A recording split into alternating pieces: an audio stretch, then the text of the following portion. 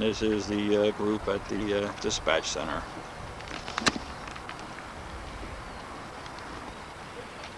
The device is a infrared beam on a glass screen. Inside this case, the beams will go across, and when you break the beam, it tells the computer that you want to talk on that base or telephone or whatever. What happens is the locomotives or radios in our field, we use a clicking device, and it sends a tone to the computer. When you're sitting on a locomotive and you're out in the middle of nowhere and you need to talk to the train dispatcher, the timetable will prescribe the number of clicks or the number of on the thumb wheel that you turn to initiate communication. When you hit the prescribed number, it'll send a tone out, beep, beep, beep. That means that the computer has accepted the tone, and what happens is the screen will start blinking. It'll say call. Now, when we walk around down below, you'll tone out. That tells the locomotive or employee in the field on the radio that the train lines up the two signals. It brings it down to a smaller, limited area, and on these screens, it identifies the switching signal by number, as compared to our graphic displays on these boards, which don't display the signal number or switching signal. It would be too cluttered if you tried to put all those numbers down. That's why they bring that interlocking down on local display, and then they line their route. Okay?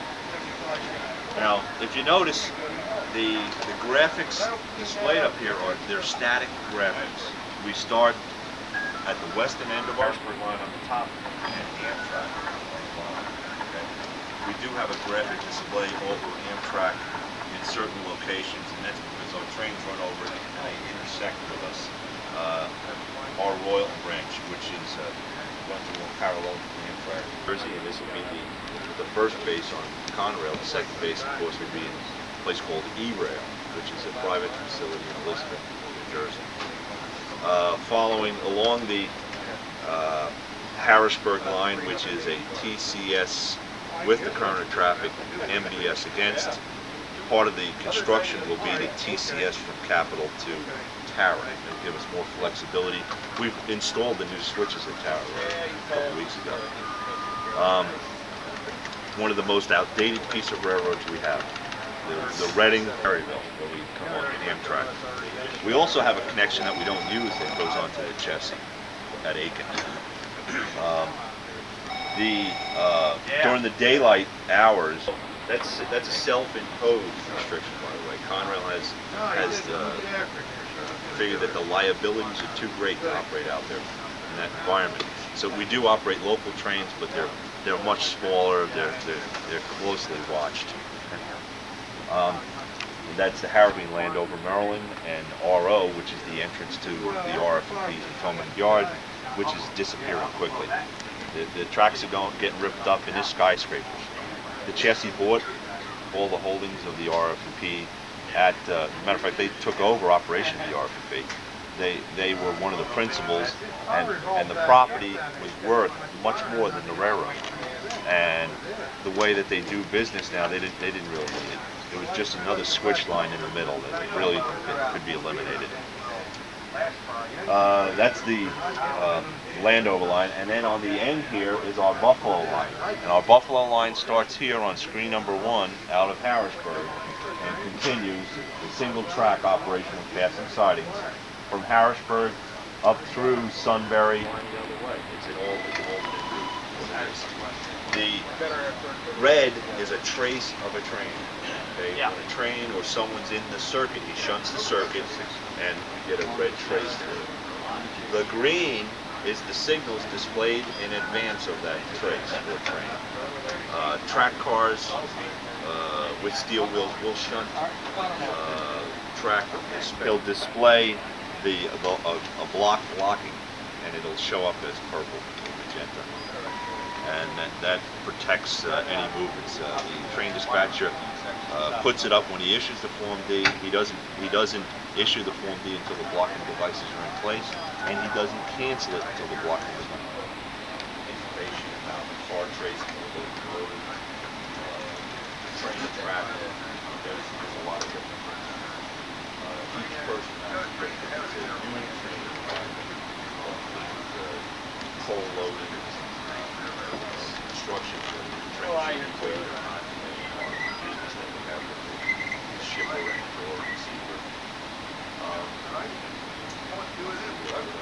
In addition to that, we have right behind us, we have a CNS foreman, which is called CNS Trouble Desk. He's a coordinator for the field CNS personnel in conjunction with the train dispatcher. Also, we have a centralized jitney dispatcher, it's a taxi caller. We used to have a caller in each of the yards that would arrange for cabs and stuff.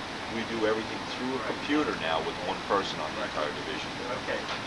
Also, we have an assistant chief dispatcher around the corner there. And his function is when the crews come on, he's the paymaster, he's the coordinator of information, bulletin orders. They're going on a foreign railroad, and there's a problem where they don't have a current copy of the standing bulletin order or general order for that segment, then he can provide them. They'll fax it right out to them. We have, I think I have about 6 faxes in this office alone, and they're constant. I, of course, have the hottest one of all. I think I go home and say, keep reaching for my fax. Let's see, does anyone have...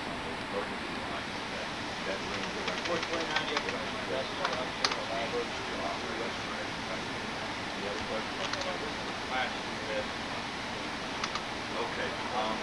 What happens is when you have an interlock, okay, you'll notice over each interlock well, when the train dispatcher initiates a command to the computer, the flag goes from green to yellow.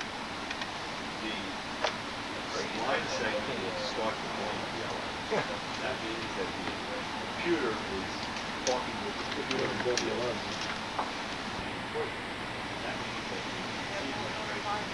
Oh, you did get into that, huh? All right, you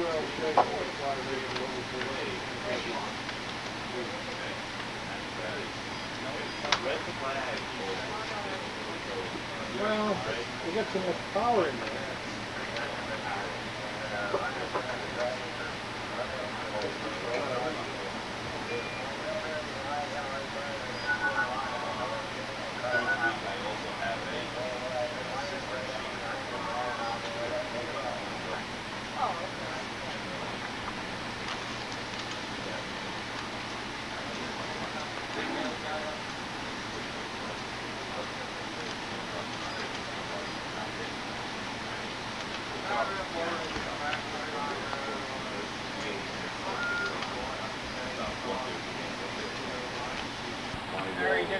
Order them in, Bob. Ready? Okay.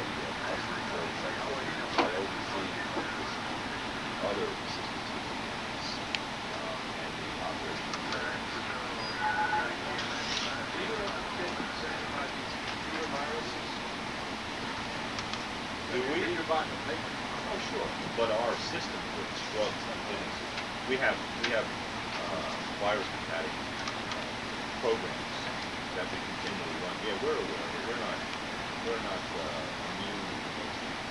But we do have one of the biggest computer systems in the world. And, in fact, we're in the process of building a new one. Conrail is going to expand their computer capabilities in a new facility in North Philadelphia, up right next to the, we've gone into the last few years. You may or may not have heard that Virginia Locomotive does a lot of work. XNW 123 working its way up. Right where I was standing. Okay, thank you. Right. Okay. All right, come on, we'll move around. I'll take you back, and you can take a closer look at this, and then go into the computer. Yeah, that there up there, Tops, Washington, D.C. One thing I wanted to mention. Those two screens there. This broadcast sign is That's for the produced by Pottstown, Virginia. Ohio. Down there, that's where they come out of the Union Station. There's a new standard for grade course protection. It's highly visible. Can't have right now. Oh, I see. Yeah, their train manager's doing very well. I think old Park Road with Harrisburg. Our general manager had some There's no place to go. program. No, I didn't.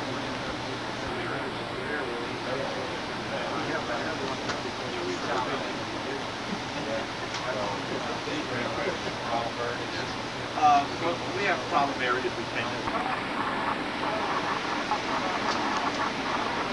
Come on, you'll miss the rest of the tour. Is it?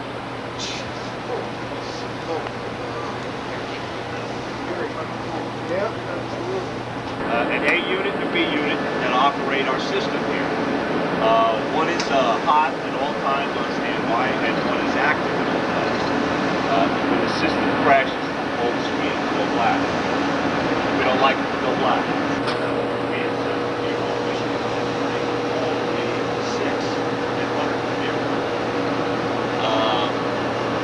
a little tougher to dispatch, but we, the downtime, but the system, they can just throw a switch and come live out there.